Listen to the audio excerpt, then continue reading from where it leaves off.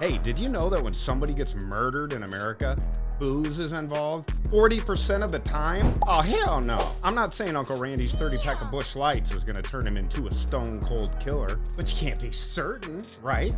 Now, I'm only saying this because it's true and every drunk knows it. You've all had that one night where you got so boozed up, you thought about killing somebody. Let's go! Don't lie, you know who you are. Whether they cheated on you, talked shit at work, or took a piss in your pool, let's be real. Murder crossed your mind. And let me tell you another thing about Bob in the county. He's a dick. And I'm gonna kill him. No, you're not. Yeah, I am. Okay, so in this episode, we're gonna dive into the darker side of alcohol, starting with violence and aggression, coupled with impaired judgment. And oh yeah, DUIs and murder. They seem to come with legal problems, which leads to financial problems, which leads to mental health issues, which leads to more murder. All right, let's take it down a notch. Maybe you don't go full Ted Bundy, but you're surely gonna make a bunch of bad decisions. So if you're sober, congratulations, keep it up. And if you're still drinking, belly up, my fellow alkies, because making this video scared the shit out of me. Ladies and gentlemen, let's go! Welcome to Breaking Chains, the sober mindset. So check it out. Be sure and stay to the very end. I have a great story to tell you guys. It's about booze, murder, and the electric chair. Here's the deal. It doesn't take a Magnum PI level detective to figure out we're living in a world that's a bit stabby lately. I mean, violence is everywhere. It's like you can't get away from it. Now here's a scary idea.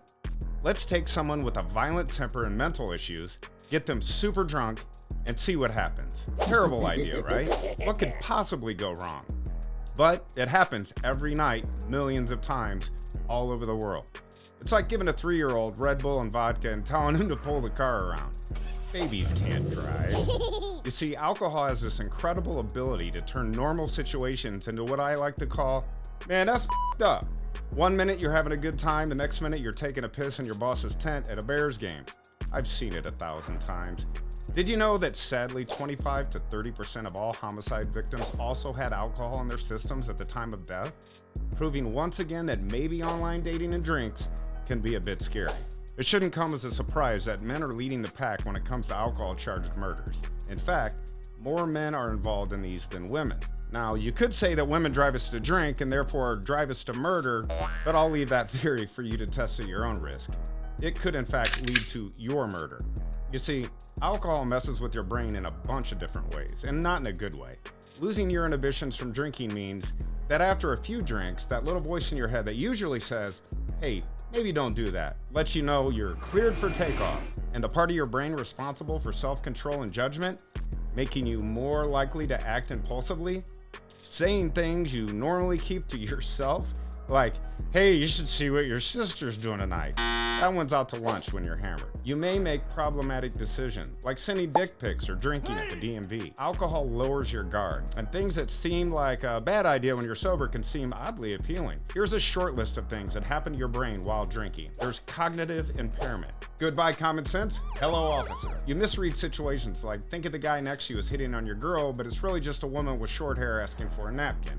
Oh, take it easy. Then there's neurotransmitter disruption. That's when your brain's emotional regulations go on break, leaving you like someone on a power trip. Overconfidence, alcohol, and a low IQ makes for an incredibly annoying person. Over time, alcohol can mess with your brain's self-control center, meaning you go from, I probably shouldn't, to, what kind of shark is that? Then there's social learning. And if you've grown up around knuckleheads like myself who get dumber than shit after 2 beers, guess what? That becomes your blueprint for a good time. For better or worse, you're a product of your environment. Next is alcohol myopia. This isn't just about not being able to find your home after a bottle of rum. It's when your brain zeroes in on one thing, like someone bumping into you at the carnival, and suddenly you're about to whoop somebody's ass. Then there's fun stuff like personality disorder or mood issues. If you're already triggered by plastic straws and basic facial expressions, alcohol just pours gasoline on the crazy train. Accessibility to alcohol is much easier than drugs as well. I mean, the liquor store is practically closer than my mailbox. And if I had $1 for every gas station within a mile of my house that sells booze, I'd just buy more booze. Let's go! Now let's talk about something I'm all too familiar with. The DUI, AKA walking the line, but not the cool Johnny Cash kind of way. Now, a lot of what I'm about to tell you is stuff that you already know. But hey, seeing it all on one list might just make you think twice before playing Fast and Furious after a night out boozing. Holy shit, nothing says welcome to Club DUI like writing checks for hundreds, maybe thousands of dollars. Think of it as paying for the worst night of your freaking life forever.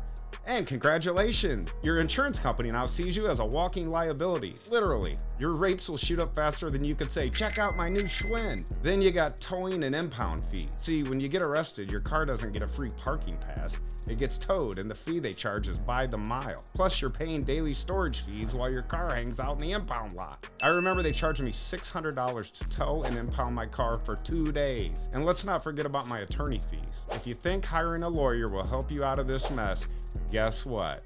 It will, but your wallet won't come out unscathed. A decent DUI attorney costs as much as a used Buick LeSabre. So unless you're ready to represent yourself, get ready for a second job. And of course, there's lost income. Between court dates, jail time, and those awesome DUI classes, you'll miss a good chunk of work. And some companies don't play around with DUIs. If your job was like mine and involved driving or working with heavy machinery, you could be fired faster than you could say court date. I lost my Class A CDL after my DUI, which cost me thousands of dollars and a ton of time to get. Both tragic and totally avoidable. And guess what? Your bills don't care that you've got a new legal hobby. They gots to get paid.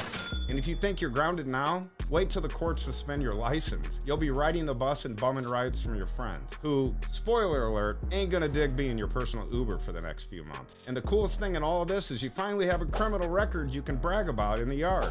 And now, thanks to one bad decision, you're just a Google search away from your new mugshot becoming the new cautionary tale poster in the break room of the job you used to have. Congratulations, you're the reason for next week's safety meeting. And when you finally get your driver's license back, say hello to your new little friend, Mr. Breathalyzer. That's right, if you want to go anywhere in that ride, get out your knee pads and start blowing, literally. And the best part, you get the privilege of paying for it monthly. Had too many few beers the night before? Blow into that tube the next morning. And not only will you get more quality time with your breathalyzer buddy, but you can also expect a friendly check-in from your probation officer. VIP treatment, baby. And at the end of the day, the worst part about getting a DUI is how it affects your relationship. Nothing screams trust issues like a DUI. Get ready to argue about how it happened, why it happened, and what are you gonna do about it. In short, a DUI is like a one-man wrecking ball that smashes through your life, your wallet, your jobs, your relationship, your mental health, and mixed with alcohol, more murder. All right, enough of that. Okay, as I promised earlier, here's a fun little story about alcohol and murder. Did you know the first person to be executed by the electric chair was a guy named William Francis Kemmler? Yep, back in 1890. He got the ultimate lightning round after being convicted of killing his wife Matilda with a hatchet during a drunken rage. Like my grandmother always said, Scotch and hatchet was the devil's brew. So they strapped old Billy Kemmler into the electric chair. His face is covered, they slap a metal restraint on his head. And what does this guy say to the executioner? Take it easy and do it properly. I'm in no hurry. You gotta admire this guy's chill, but boy, was he in for an ironic twist. Here's where things went off the rail. So they flip the switch, lights flicker, he shake it around, and smoke starts to come off of his head. Holy shit, it didn't kill him. Dude's still breathing, right?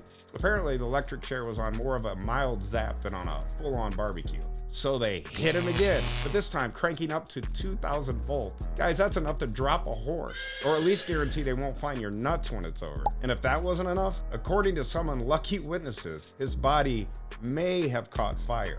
Let's just say the room was smelling like a Walmart with no AC. The New York Times even chimed in with the headlines, far worse than hanging, and they would have done better with an axe. So in closing, alcohol equals murder once again, and karma fixed the power shortage. Hey guys, thanks again for tuning in to this episode of Alcohol Equals Murder. I know we tackled some serious stuff, but hey, a little humor never hurt anybody. It's my way of giving you a heads up so that you, a friend, or a family member don't end up in one of these sticky situations. And listen, if you're thinking about killing someone, don't take that first drink. It could be your last. Remember, we're all in this together, and as always, God loves you, and so do I.